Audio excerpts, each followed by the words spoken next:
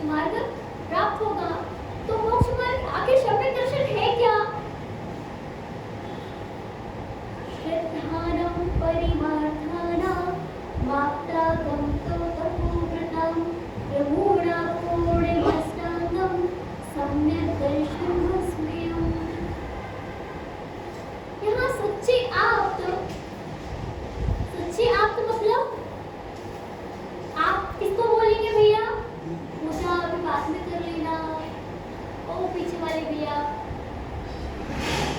इतने मग्न हैं पूजा में कि कौन क्या बोल रहे हैं नहीं दे रहे। सच्चे आप कौन होते हैं? कौन होते हैं? हाथ ऊपर करो, सच्चे आप कौन होते हैं? किसी को नहीं मालूम? आप तो बहुत जानकार हो, बहुत ज्ञानी हो। इतना ज्ञान भरा पड़ा है कि जब काल में होते तो मोक्ष के पर्याय की प्राप्ति कर लेते। क्योंकि पंचम काल है तो व्हाट्सएप और ट्विटर के माध्यम से आप इतना ज्ञान प्राप्त कर लेते कि मोक्ष चले जाते। आप बताइए कि आप तो किसे कहते हैं? एक की बात नहीं कर रहे हम अभी। हमारा प्रवचन सबके लिए होता है। हम आप तो सबके लिए पूछ रहे। हाथ ऊपर करो, किसको बोलते हैं आप?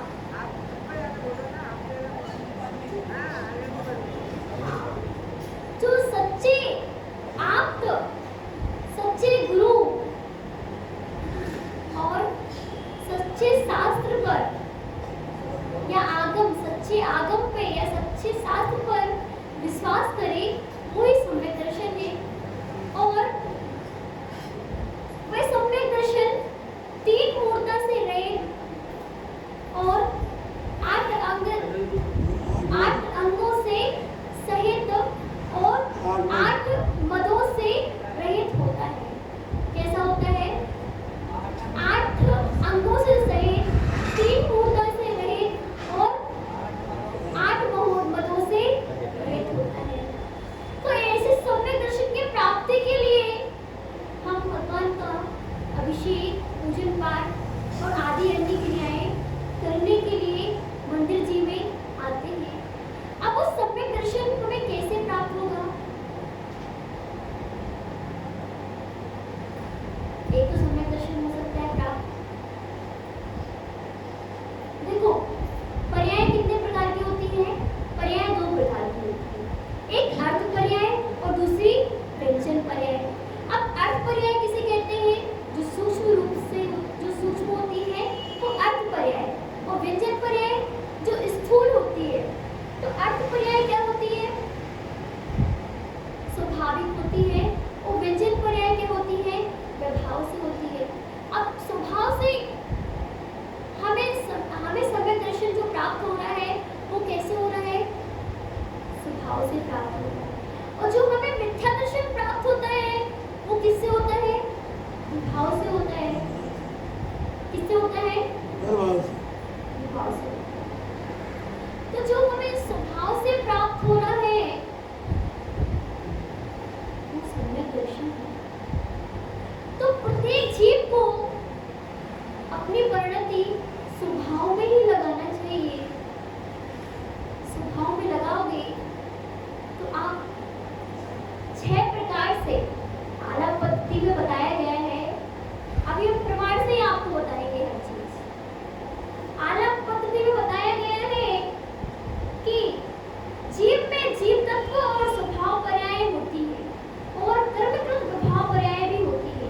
जीव में स्वभाव पर्याय भी होती है और प्रभाव पर्याय भी होती है और कर्मकृत प्रभाव पर्याय होती है। तो जो पर्याय कर्मपदी से रहित हैं वे स्वभाव पर्याय हैं। जो पर्याय कर्मपदी से रहित हैं वे स्वभाव पर्याय हैं। और अगु लघु का परिणमन स्वभाविक अर्थ पर्याय है। वे पर्याय 6 प्रकार की होती है। 6 वृद्धि रूप भी होती है और 6 हानि रूप भी होती है। अब 6 वृद्धि रूप और 6 हानि रूप कौन कौन सी होती है? अनंत भाव वृद्धि, असंख्यात वृद्धि, संख्यात भाव वृद्धि, संख्यात गुण वृद्धि, असंख्यात गुण वृद्धि, अनंत गुण वृद्धि। ये 6 वृद्धि रूप भी होती है और 6 हानि रूप भी होती है। कौन सी होती है? भाव स्वभाव पर्याय। 6 वृद्धि रूप भी होती है और 6 हानि रूप भी होती है। इस प्रकार जीवत्व की पर्याय कौन सी होती है? जीव और गुण की पर्याय स्वभाव भी होती है और प्रभाव भी होती है। स्वभाव पर्याय प्रत्येक जीव में पाई जाती है। जो हमारी स्वभाव पर्याय प्रत्येक जीव में पाई जाती है, हर एक चीज में पाई जाती है, लेकिन प्रभाव पर्याय तो सिर्फ जीव और उद्गम में ही पाई जाती है।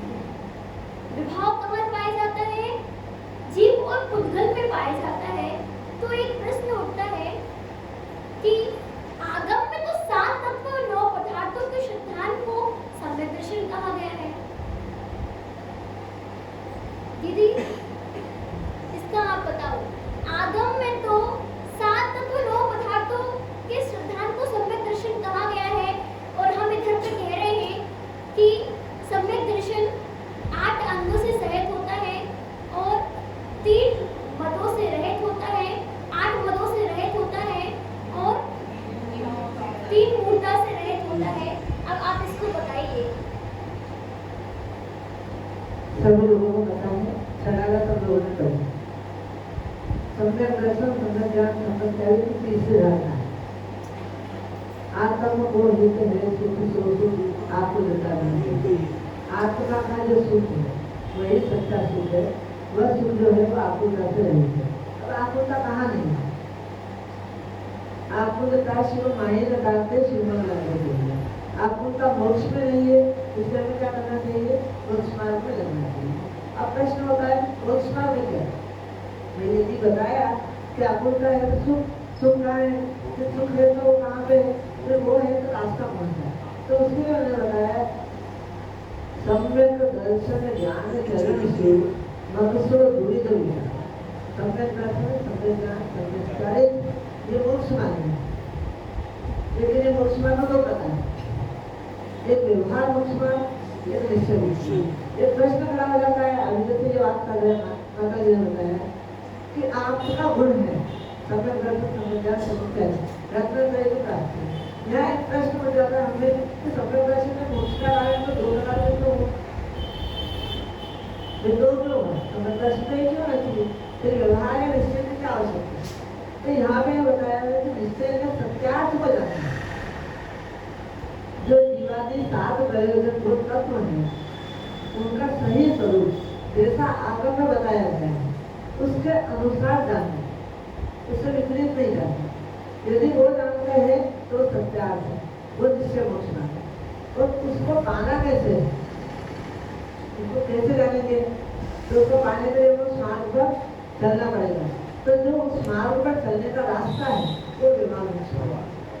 जो सत्यार्थ रूप तो निश्चय, जो सत्यार्थ है वो स्वरूप है, वो कारण तो व्यवहार है, जो उसके जानने का कारण है वो व्यवहार। ठीक है, आपको सम्यक दर्शन पता चल गया कि देखो आगम में तो 7 तत्वों 9 पदार्थों को सम्यक दर्शन कहा गया है और यहाँ पे सम्यक दर्शन कहा गया है 8 गुणों को, सम्यक दर्शन के 8 गुणों को और 3 मत से सम्यक रहित दर्शन नहीं है।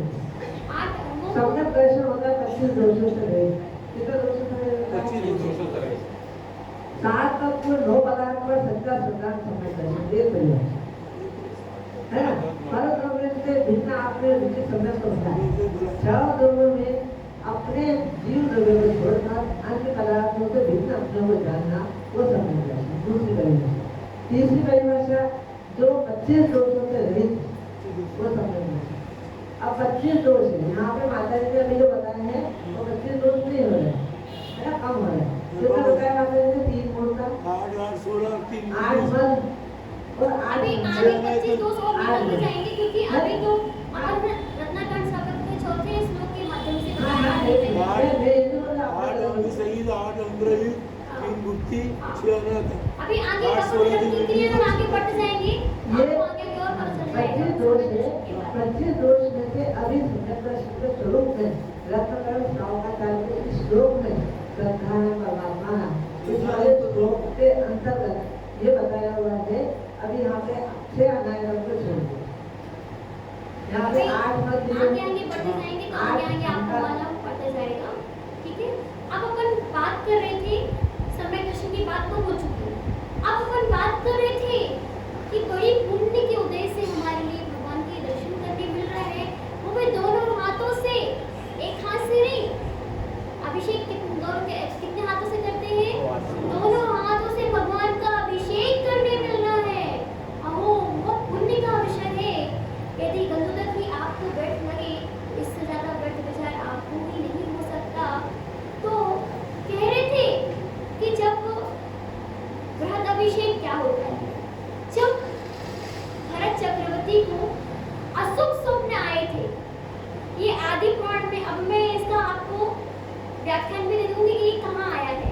आदि पुराण में आया है कि भरत चक्रवर्ती ने तो जब स्वप्न आए थे, कितने स्वप्न आए थे? 16 स्वप्न आए थे, अशुभ स्वप्न आए थे। तो क्या किया था उन्होंने? जब अशुभ स्वप्न आए थे तो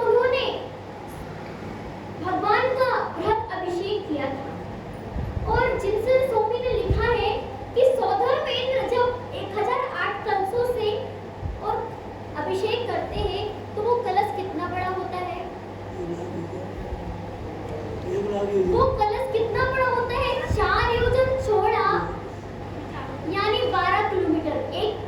एक योजन कितने किलोमीटर का होता है? 12 किलोमीटर का। तो 4 योजन चौड़ा कितना हो गया? 48 किलोमीटर चौड़ा, मतलब 96 किलोमीटर गहरा। 48 किलोमीटर चौड़ा, 96 किलोमीटर गहरा और 12 किलोमीटर तो उसका मुख होता है। इतना बड़ा कलश होता है। सोचो, कल्पना करो कि एक नहीं, दो नहीं, पूरे 1008 सौधर्मेंद्र तीर्थंकर वृषभ बालक का अभिषेक करते हैं। तो आपको धन्य मानते हैं कि इंद्र उस पूरी प्रक्रिया में जुड़ जाते हैं और संसारी प्राणी छतमस्त एक कलश भी ज्यादा लगने लगता है। उनको लगता है पानी बर्बाद चला जाएगा। अरे पुण्य की क्रियाओं में पानी बर्बाद आपके लिए नहीं बोल रहे। पुण्य की क्रियाओं में पानी बर्बाद नहीं होता है। कम से कम कलशया पूरी नहीं भरी, छोटी सी कलशया लो, लेकिन उसको पूरी भर के ही अभिषेक करना चाहिए। जब भरत चक्रवर्ती ने 1008 कलशों से, और वो भी एक कलश कितना का था? 12 किलो। सहनत था उसका इतना। आज सहनत नहीं है उसकी बात। तब सामग्री थी इतनी, बहुत भूमि तब थी। इतनी छोटी सी कलशया पकड़ने का तब तो बहुत सेना भूमि नहीं। माता जी सब मिलता था। हाँ। अब गर्भभूमि है, गर्भभूमि में भी हम पंचम काल में हैं, जहाँ उनका अभाव है। ठीक है, हम ये नहीं बोल रहे कि वहाँ 1008 कलशों से आप अभिषेक करो, लेकिन इतनी छोटी सी कलशया पकड़ने का तो सेनन है। ठीक है, अब सेनन भी है, लेकिन पूरी भरी हुई होना चाहिए। दोनों हाथ से अभिषेक करने का तो सेनन है आपके पास, दोनों हाथ से अभिषेक करना चाहिए। भगवान ने हाथ किस लिए दिए हैं? अब इसमें बताएंगे, यह जीव सुखकाराय तज्जीव सुखकारकम, यह देह सुखकाराय तज्जीव सुखकारकम। अगर हमने अपने हाथों का उपयोग अभिषेक करने में नहीं लगाया, वो हाथ व्यर्थ है।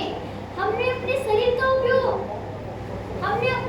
का उपयोग प्रतिक्रमण में नहीं लगाया, सामायिक के लिए नहीं लगाया, स्वाध्याय के लिए नहीं लगाया, समता के लिए नहीं लगाया, साधना के लिए नहीं लगाया, संवर के लिए नहीं लगाया, निर्जरा के लिए नहीं लगाया, तो हमारा ये शरीर भी क्या है?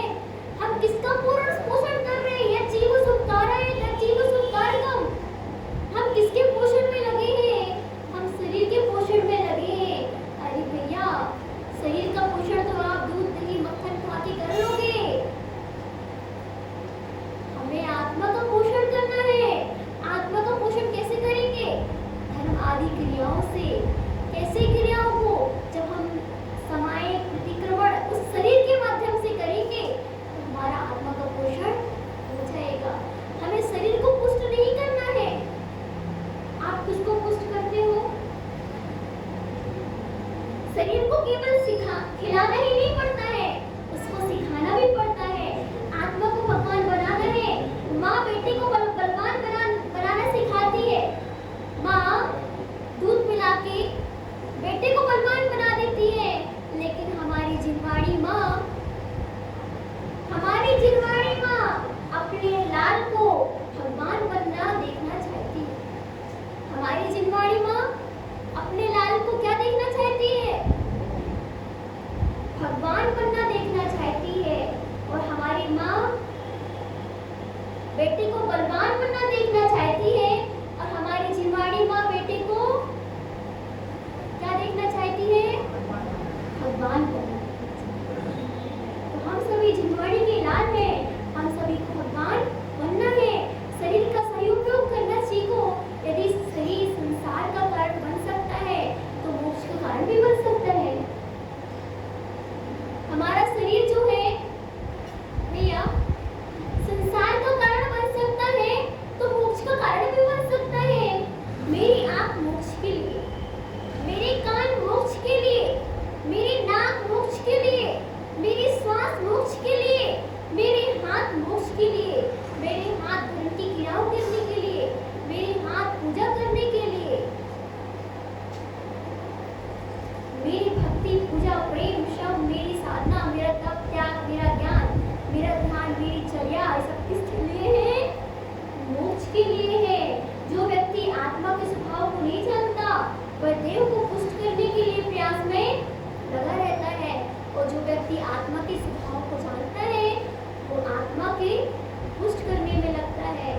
कहते हैं यदि शरीर काम नहीं करेगा तो उसी दिन कह देगा कि वेतन नहीं मिलेगी।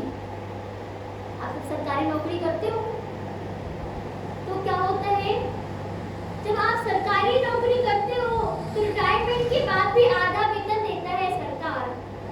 ऐसे ही शरीर भले ही काम न करे लेकिन आधा वेतन तो देना ही चाहिए।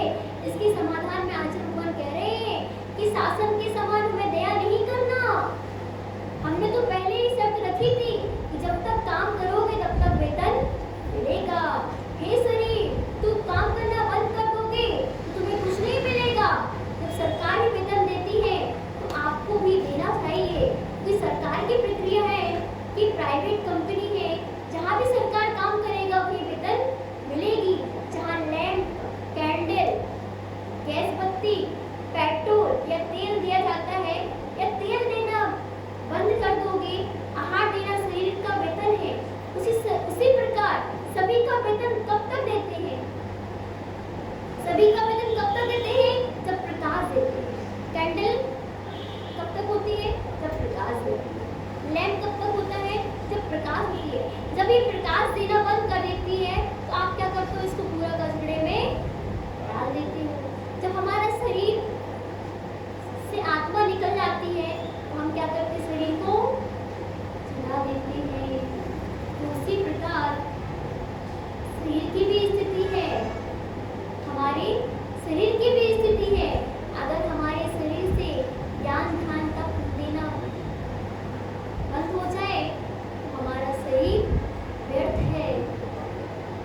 इसलिए हमें अपने शरीर को विषय भोगों में न लगा के, कहने का तात्पर्य ये है कि हमें अपने शरीरों को, आँख, कान, मुंह, नाक को विषय भोगों में, बाह्य इंद्रियों में न लगा के अतीन्द्रिय बना लो। अपने शरीर को, अपनी आत्मा को अतीन्द्रिय बना लो। अतीन्द्रिय सुख की प्राप्ति करो। हमारा शरीर भी सार्थक हो जाएगा। हमारा जन्म भी सार्थक हो जाएगा और हमारी देह भी सार्थक हो जाएगी कि हमने देह का सही उपयोग किया है।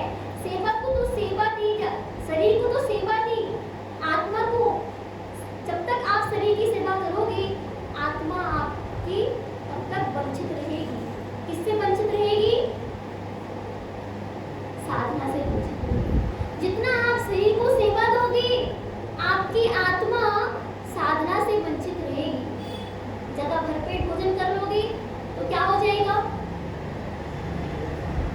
देखो, आप लोग सोचते हो खाली पेट भजन नहीं होता है और खा लेते हो तो शरीर काम नहीं करता है, हैं? ऐसे ही है ना, भूखे पेट भजन नहीं होता है और खा लेते हो तो शरीर काम नहीं करता है। तो भैया धर्म कब करोगे? तो इसलिए इतना भोजन दो शरीर को जो आपको प्रमाद ना आए, आप बिना प्रमाद के ध्यान भगवान का ध्यान कर सको। तो इस प्रकार जय बोलो जय पार्टी माता की, जय बोलो 24 तंत्र भगवान की, जितने भी जेंट्स लोग बैठे हैं, माता जी सबने दर्शन समाचार समझ हैं। सभी लोगों तक आवाज जा रही है? समझ में आया? समझ में हम कैसे समझेंगे? यहाँ से 2 में चल रहा है।